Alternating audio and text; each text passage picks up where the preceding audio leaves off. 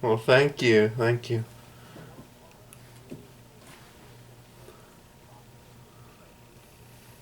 All right.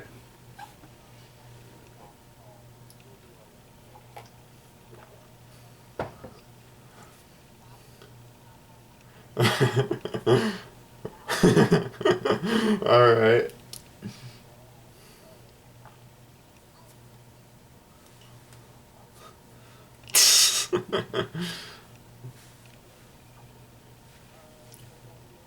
I'm feeling good.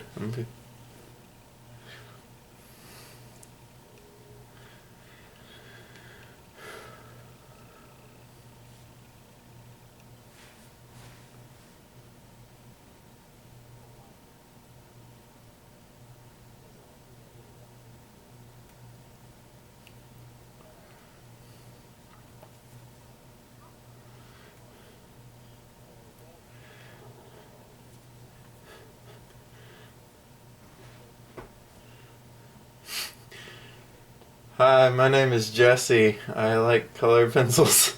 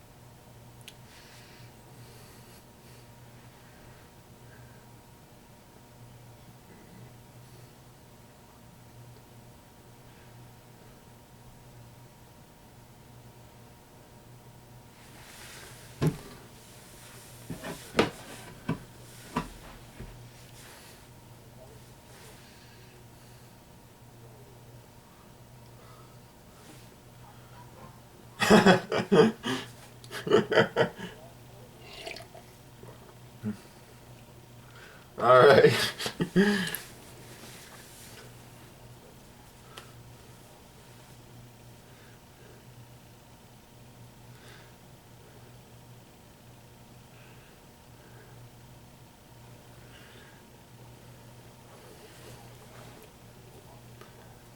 All right.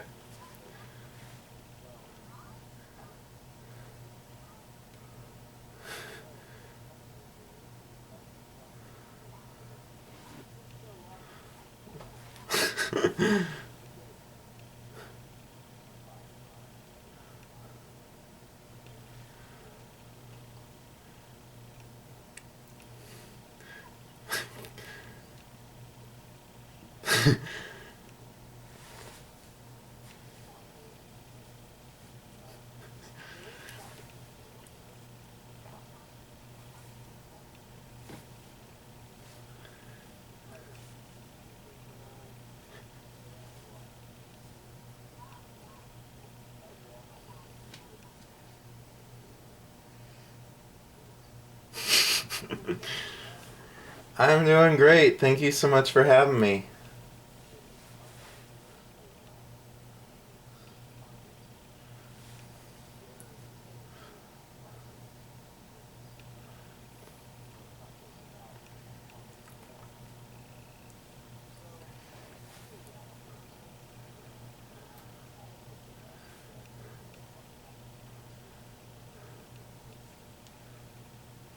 Okay.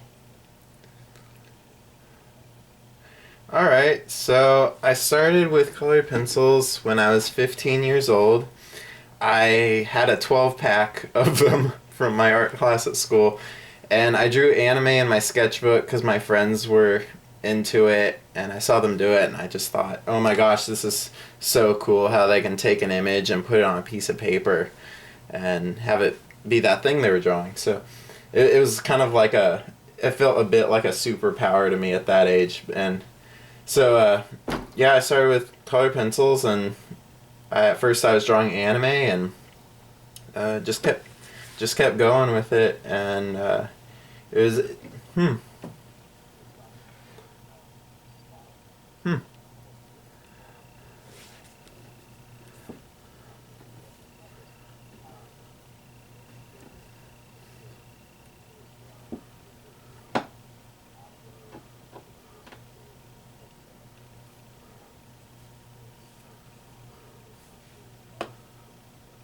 Oh, are you getting that from me or?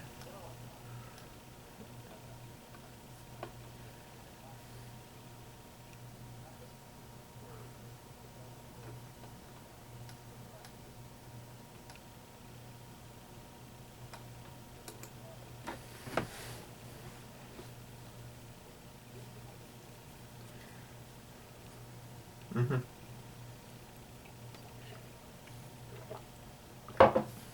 Oh, okay.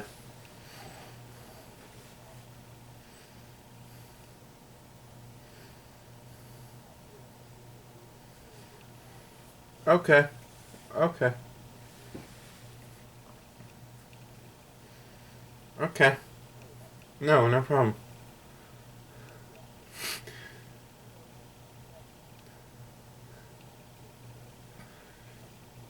It was Ticonderoga, which I used before I got into Prismacolor. Oh, no, I switched, about the time I switched out of anime. I used them for about a couple years. I've been drawing for 10 years almost now, so it was pretty quick that I got out of it.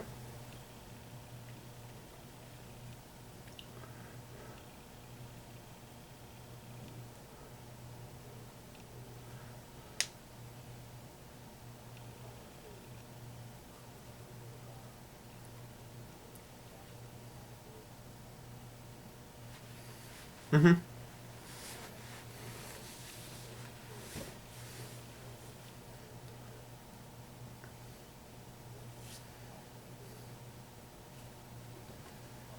Okay.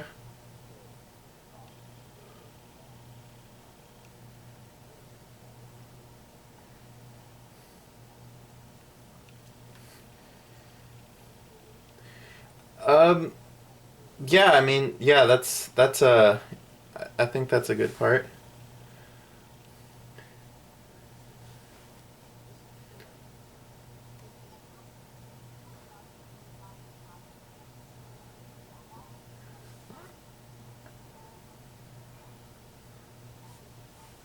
Great. Okay. Mm-hmm. Okay. All right. That sounds good.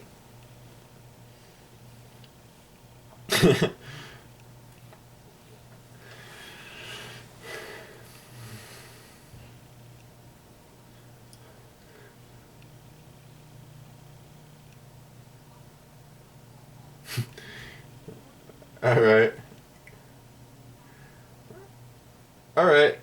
So, um, yeah, I was just always drawing with colored pencils, and I was drawing anime in my art classes at school, and my teachers, of course, were saying, "Don't draw anime. We want you to draw realistic stuff." So, I eventually transitioned into that, and I was pretty afraid of being bad at it, and I really was because I was one of the worst in my class starting out uh, with art. Um, I'm being so for real. I've got a story. I don't know where you want to edit this into the conversation. I was in eighth grade, and I actually had just turned in a self portrait, which is funny because I do so many self portraits now. And my art teacher comes up to me and says, "Jesse, I want to talk to you about your project. You're not spending enough time on your pieces. You're the worst in the class. I want you to go around the room and look at the other artists' work and draw like them. You're not drawing like an artist."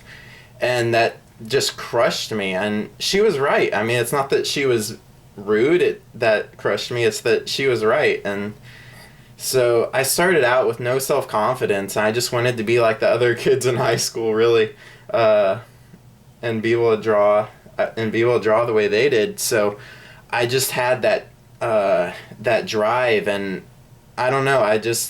I was at the bottom, and I think that really made me want to rise to the top. So I always try to remember that as I'm growing as an artist. I try to remember how badly I wanted to not be that way, to be better and to have that ability. So I'm no natural talent whatsoever. So hopefully anyone can relate to relate to me and not just say, "Oh, he's Jesse Lane. He's just gifted," or "I'll never be like him," because I really think anyone can.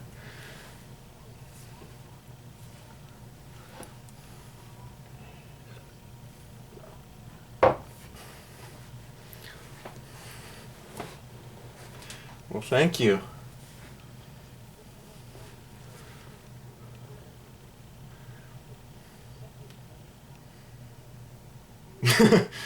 Yeah.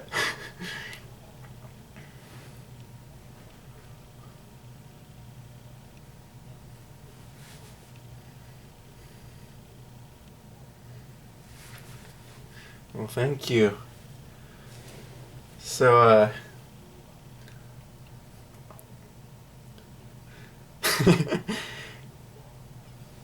yeah, I mean, there's not a whole lot worse you can say to me, other than what that teacher said.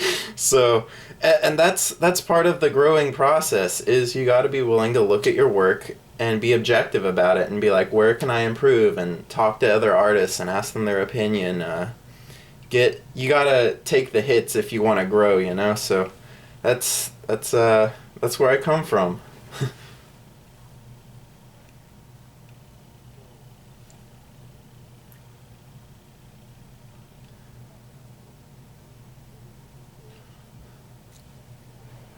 So right Yes, I knew I wanted to be an artist right after high school. My very last year of high school, I went into my AP art class, which is the highest level art class at the high school. It's a college level class, and I connected with a lot of artists in there. I began to see that colored pencil was really the medium I wanted to pursue seriously, and so I went to a community college the year after that and just worked on colored pencil pieces there. And then the year after, got into Texas A&M, and they have an animation program there called visualization. And hmm,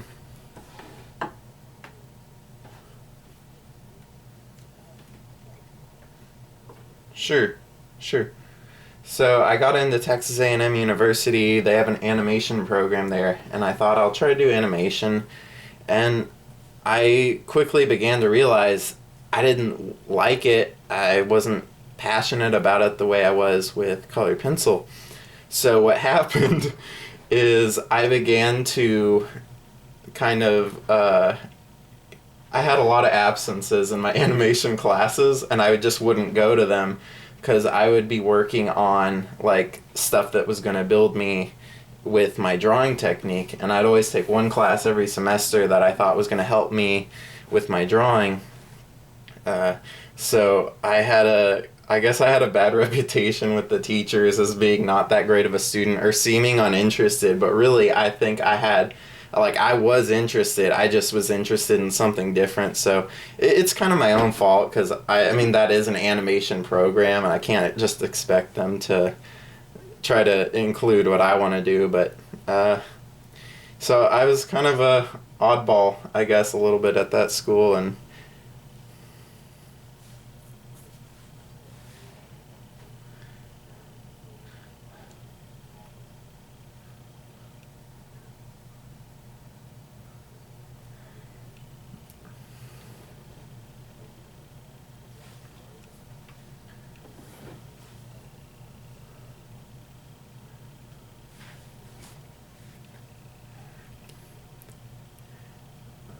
um, I knew I wanted to be a colored pencil artist by that time.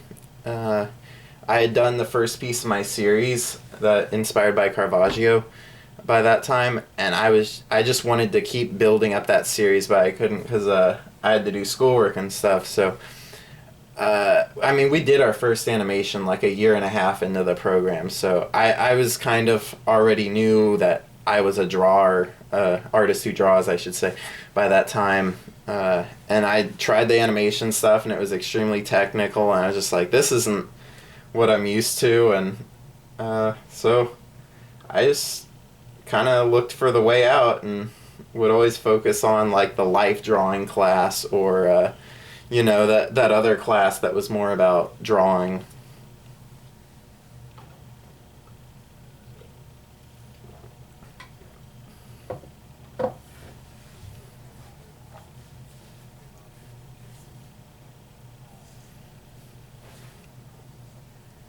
Mm-hmm.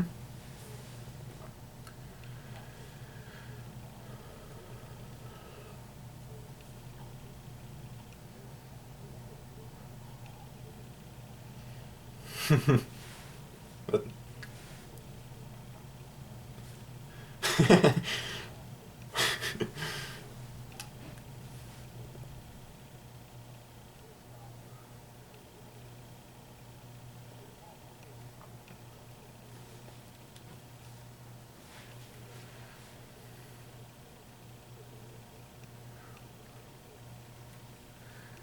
well, I did my first piece of my series, my first year of college, and people started telling me afterward, this looks like Caravaggio. And so I knew who he was, but I wasn't really focusing in on him yet. And then I looked at all his work, and was just like, this guy is doing exactly what I want to do. And so I looked at his pieces, and it took me a while of studying and figuring out, like, what is he doing? What's my version of that gonna look like? The first few I did have like full body figures in them because that's what Caravaggio did. And lately I've simplified in and cropped just because I think less is more in that kind of sense. So that's maybe more where I'm different from Caravaggio with the cropping.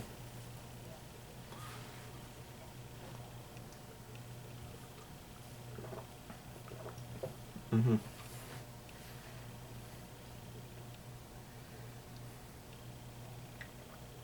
Mm-hmm.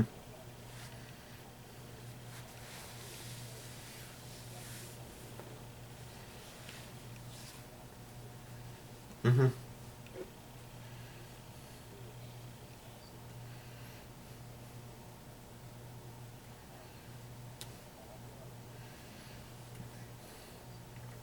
Mm-hmm.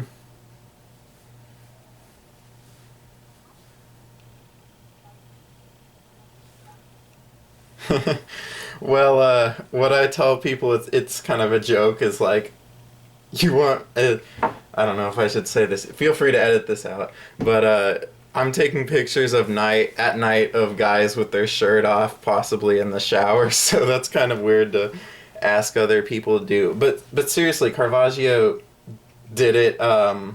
He did it. He painted himself in a lot of his paintings. So um, that's true. That's true. Another thing I think is a lot of times I'll hold the pose and then I get tired, but I know that I'm going to get a great drawing out of this, so I'll hold it even if I get tired. I don't know that a model would have that same level of commitment to hold that pose if the lighting's great, but their body's getting tired, if they're not getting that drawing out of it, because I think I want the drawing more than the model would, so.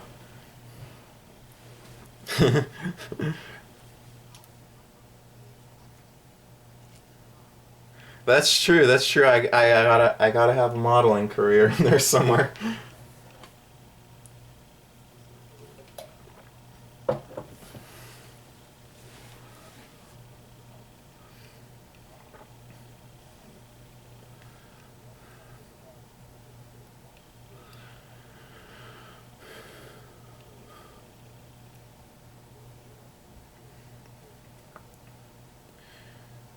What I do before I start the drawing is I put that photo in Photoshop, and usually it's just one photo, maybe two photos. And I put it in Photoshop, and then I edit the lighting, I edit the colors, I'll black out areas, and I'll get it to where I want the final drawing to look like. And so that way I'm not guessing what it is I want the lighting to do when I'm actually drawing and trying to change the colored pencil I've already laid down. That's a much more difficult battle to fight rather than just figuring that out in Photoshop in a few hours. And so I just draw from that reference, and I know what I'm doing when I'm working with the pencils. So I think it's a.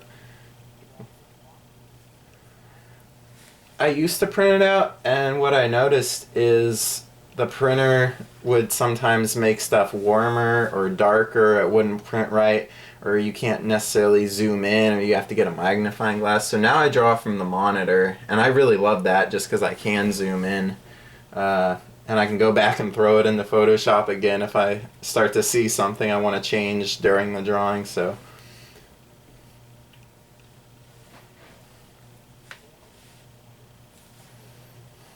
yes.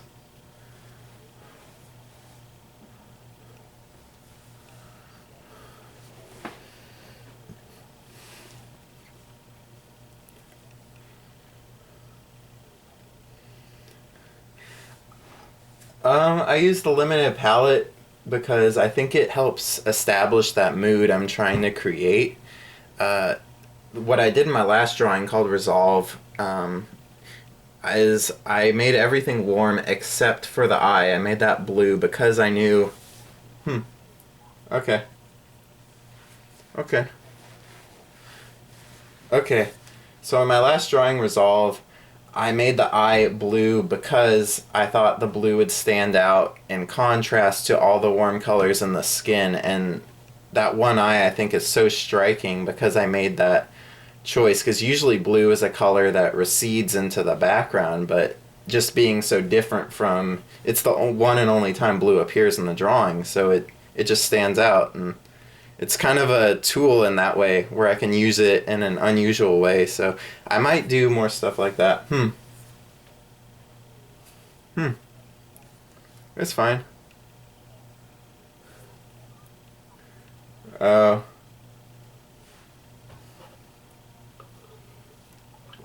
okay.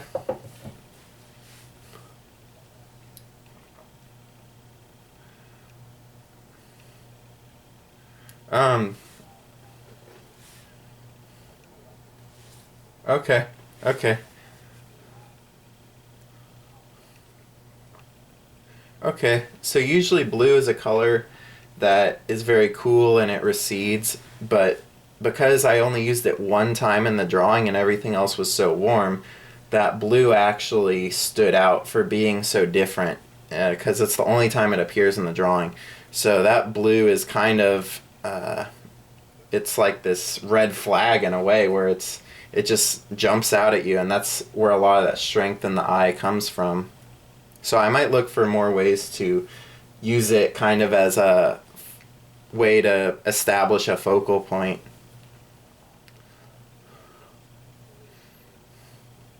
Well, thank you. Well, thank you.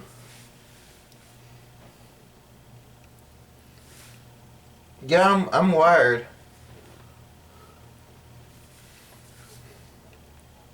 Right. Well, I don't mind repeating anything, so.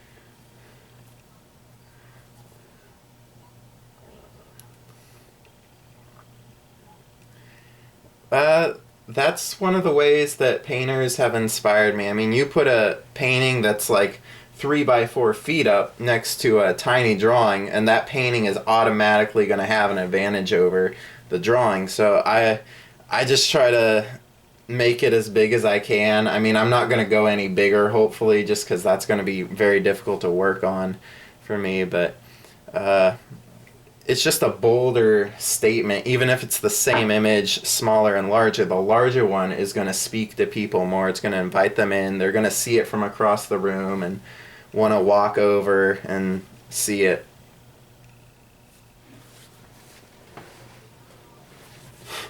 Do it. It takes longer. That is why I spend the 150 to 200 hours.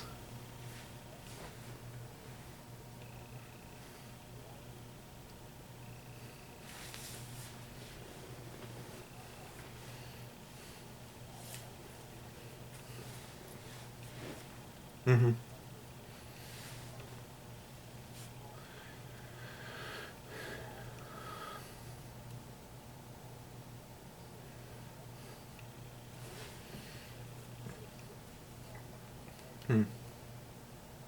Well, thank you.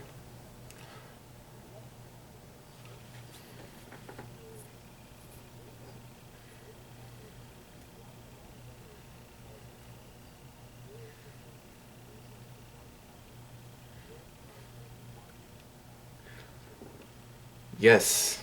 Yes. Yes. Yeah, I'll explain that. Okay, so I've worked on toned paper before, darker paper, dark brown paper, black paper, and what I find is coloring with I use Prismacolor, but coloring with a Prismacolor black is going to be darker than the black paper would be probably, and the white is going to be lighter than that white pencil can get on the black paper. So you're getting more contrast in the long run. And those black areas, it's a pain to think about coloring them in, but they don't take that long. I mean, they make Prismacolor art sticks, which is just like a woodless color pencil. You can get that colored in a few hours, even on a big drawing. So it's I think it's a smart move.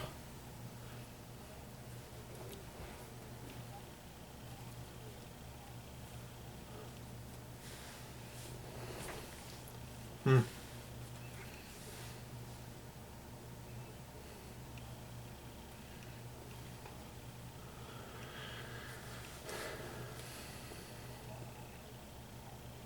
Mm-hmm.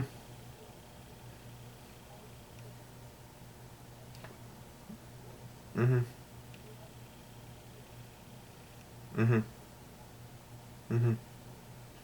Mm-hmm. It's a good point, yeah.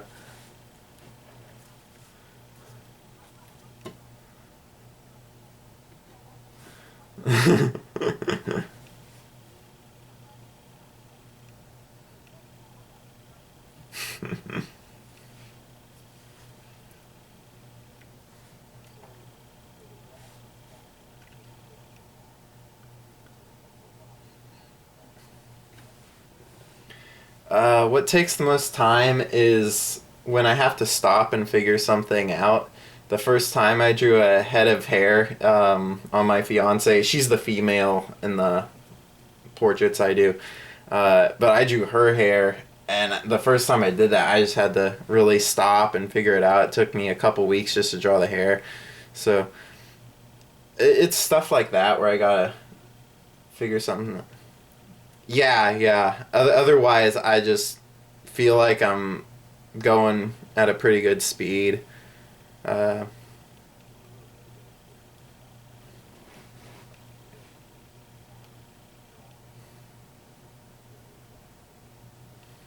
hmm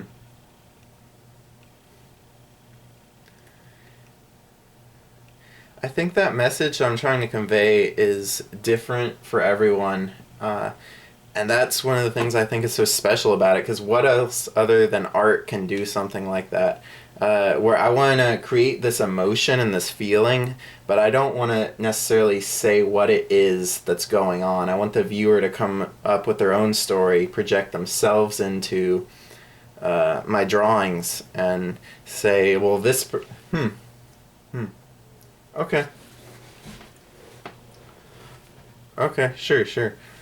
I want the person looking at it to project themselves into that drawing, and if they've had a day with a certain set of events, they'll maybe think about that and think, well, that's why this person is this way. And uh, like I was working on Resolve, and I was thinking, this is about this situation, and this is what brought that person this moment. And then I was working on it a few weeks later, and I was feeling differently with stuff going on in my life. I was like, no, I don't think it was that anymore. I think it's this that brought this person to this moment. So that is pretty cool for me, that I can kind of maybe start to tell a story, but then stop and let the viewer really complete the story. Well, thank you.